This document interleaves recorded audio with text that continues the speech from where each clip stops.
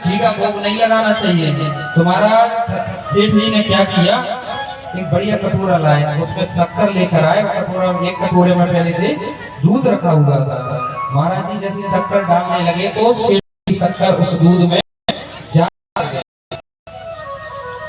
जब सेठ जी की शक्कर ज्यादा गिर गई तो सेठ जी के मन में बड़ा कष्ट हुआ। ओहो, शक्कर ज्यादा गिर गई, ठाकुर जी को डायबिटीज भी ना हो, तो क्या किया जाए। शक्कर ज्यादा गिर गई, अब क्या किया जाए। तो सेठ जी ने सोचा उसे निकाल लिया जाए। जैसे ही सेठ जी निकालने के लिए तैयार हुए, महाराज निकालने के लिए जैसे हाथ दूध में बढ़ाया, ठाकुर जी ने हाथ पकड़ लिया। बोले, हरे महान मूर्ति, ये तेरी मानसिक पूजा है, मानसिक भोग है, और इस मानसिक भोग में भी तू शक्कर निकालना चाहता है। तू तेरी मानसिक पूजा चल रही, मैं तेरी मानसिक पूजा से प्रसन्न हूँ, तूने मानसिक भोग लगाया अरोगा, मैं उसको स्वीकार किया, और शक्कर ज्यादा गिर गई तो गिर जाता। अरे मानसिक ही तो गिरी, तेरी कौन सी शक्कर गिर गई।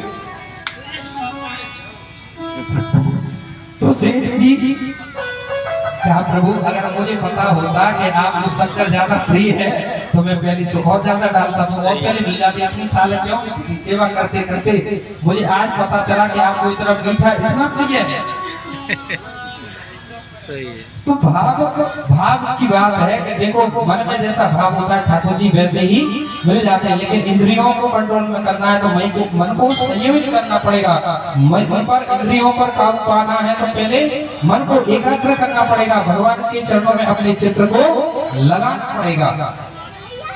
माता देवहूति ने कहा, तो मैंने सुना है पुत्र कि माता के गर्भ में जब बालक आता होगा तो बड़ा सुख मिलता होगा उसे, सियाराम सर, क्योंकि उसमें तो ना तो गर्मी है, ना सर्दी है, और ना किसी प्रकार की आदि व्याधि है। बोले, माता मैं सच कहूं आपसे, गर्भ संदुक्कम भूतो न भविष्यति।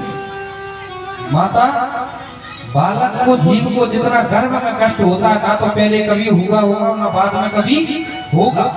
जितना उस समय कष्ट होता है, इतना कष्ट होता है महाराज। हजारों कीड़े माता के गर्भ में रहते हैं, पलते हुए जीव को काटते हैं, काटते काटते वो तड़पता है और माता चिल्लाता है, लेकिन कौन सुने। कभी माता चटपटी चीज अगर खा ले तो जलन जो होती है वो जीव को होने लगती है, हमारा तड़पता है माता के गर्भ में,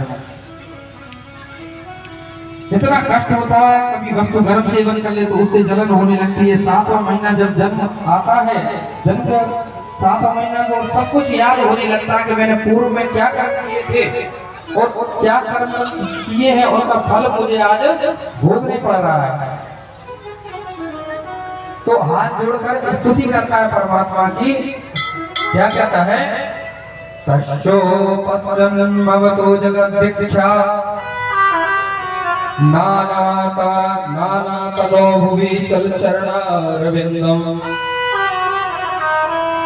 हाथ जोड़कर प्रार्थना करता, माता हे भगवान, एक बार मुझे गर्भ से इससे निकाल दो, जो ऐसा भजन करूंगा, ऐसा भजन करूंगा कि दोबारा मुझे इस गर्भ में आना ही ना पड़े। और महाराज जैसे 9वां महीना पूर्ण हुआ, 10वां महीना जैसे शुरू हुआ, प्रसूति का वेग आया और मां के गर्भ से मूत्र विष्ठा के साथ उस इस पृथ्वी पर आता है। और जैसे पृथ्वी पर आता है, उसके मन में सब कुछ उसे याद था। 7 महीने का था, सब कुछ स्मरण था, लेकिन मल मूत्र उसके मुंह में पड़ा, पुनः विस्मृति हो जाती है और पुनः कहता है, क्वा क्वा क्वा, मैं कौन, मैं कौन, मैं कौन। सब कुछ उसे विस्मृति हो जाती है। भगवान कहते हैं, तुम गर्भ में स्तुति करते हो, बाहर आते सब कुछ भूल जाते हो।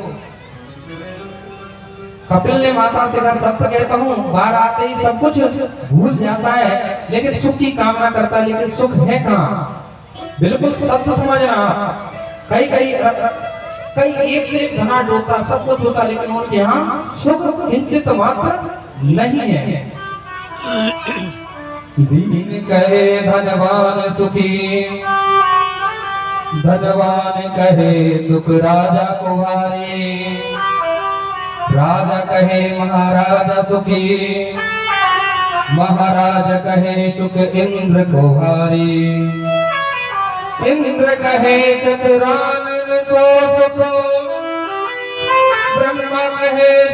विष्णु को भारी, तुलसीदास विचार करे, हरि भजन बिन सब जीव दुखारी।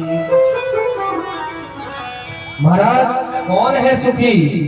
3 वर्ष पहले जिसने सब कुछ कमाया, कमा के सब कुछ रख लिया और हार्ट अटैक पड़ा, अब काय का सुख? अब सब कमाई यही रखी की रखी रह गई। लेकिन संत तुलसीदास जी कहते हैं कि भगवान नाम को अगर आपने कमा लिया तो इससे बड़ा धन संसार में दूसरा कोई है ही नहीं। भगवान कपिल ने कहा माता बाहर भी सुख नहीं है, बाहर सुख की कामना लेकर बालक जन्म लिया लेकिन बाहर सुख कहीं है नहीं, पालने में पड़ा हुआ है। अब खटमल काट रहे हैं, खटमल काटता है तो रोने लग जाता है। अब अपनी व्यथा किसे बताए कि मुझे कान दर्द हो रहा है। अब माँ का जब रोता है तो माँ सोचती है उसे कान में दर्द हो रहा है, गर्म तेल करके कान में डाल दी। अब वो रो कहीं रहा है, उसके पेट में दर्द हो रहा है या कहीं दर्द है, तो माता सोचे कि इसे कहीं कष्ट है, कोई दवाई खिला दी। महाराज मुझे कष्ट किस माँ सर काट रहे, कीड़े काट रहे, कि क्या परेशानी है, कि दर्द हो रहा है, कि कान दुख रहा है, कि नाक में दर्द है, कोई पता नहीं, किसी को सुख है ही नहीं। मात पिता बालकन बुलावे, उदर भरे सोई धर्म सिखावे। महाराज थोड़ा बड़ा हुआ, उसे पढ़ने लिखने में लगा दिया, पढ़ाई लिखाई जब पूरी हो गई तो महाराज उसे कमाने धमाने के लिए लगा दिया, कमाने धमाने के लिए लगा दिया। फिर डोरी को लिया और श्रीमती के चरणों में बांध दी, शादी विवाह करा दिया।